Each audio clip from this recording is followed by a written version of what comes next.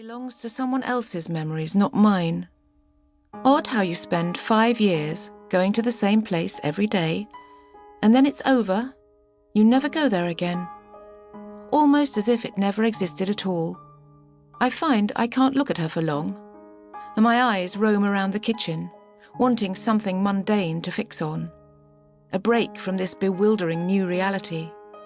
I get up and make a coffee, gaining comfort from the ritual of putting the smooth, shining pod into the machine, pressing the tip of my finger onto the button in the precise way I always do, and warming the milk in the frother. I sit there, amidst the trappings of my very comfortable, very middle-class, nearly middle-aged life. The kitchen gadgets, and the photo on the fancy fridge of me and Henry on our first holiday alone last summer. A selfie taken by the pool. Our skin salty and sun-kissed. A shadow around Henry's mouth, where the dust has stuck to the remnants of his daily ice cream. Outside the French windows, my tiny courtyard garden is wearing its bleak, late autumn clothes. Paving stones slick with the earlier freezing rain.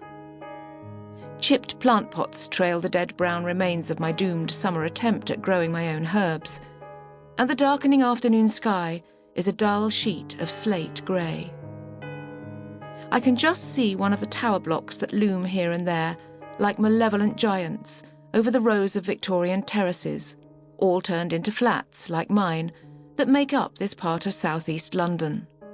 This room, this home, this life that I have built up so carefully. This little family, with only 2 members. If one of us falls, then what is left is not a family at all. What would it take to tear it all down, to bring it tumbling and crashing to the ground? Perhaps not as much as I thought.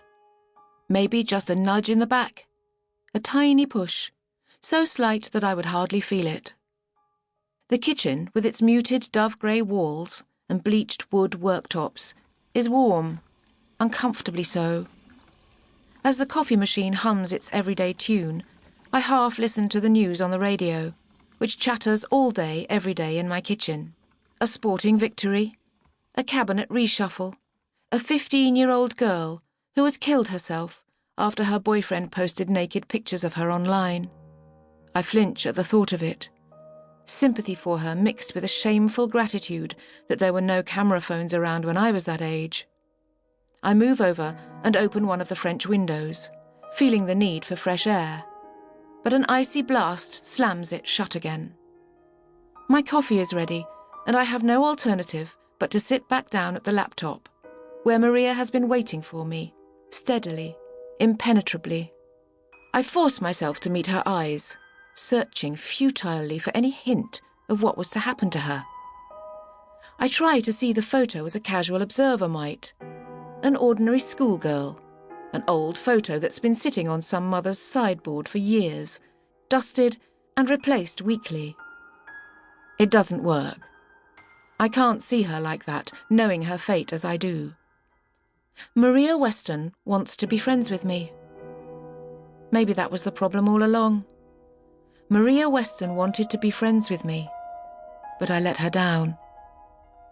She's been hovering at the edge of my consciousness for all of my adult life, although I've been good at keeping her out. Just a blurred shadow in the corner of my eye, almost but not quite out of sight. Maria Weston wants to be friends. But Maria Weston has been dead for more than 25 years. Chapter 2, 1989. I've been awake all night in an attempt to maintain some kind of hold on what has happened, on what I have done. My eyes are red and prickling with tiredness, but I daren't go to sleep. If I sleep, when I wake up, I'll have one blissful, terrible second when I'm unaware, and then it will all come crashing in on me, its power multiplied indefinitely by that one unknowing second. I think of the last time I saw the dawn in, lying in Sophie's bed. This time, it's a more tempestuous and bleaker affair. A ceaseless summer rain has been falling all night, and the branch of a nearby tree is thwacking intermittently against my window pane. It's not just the chemicals keeping me awake.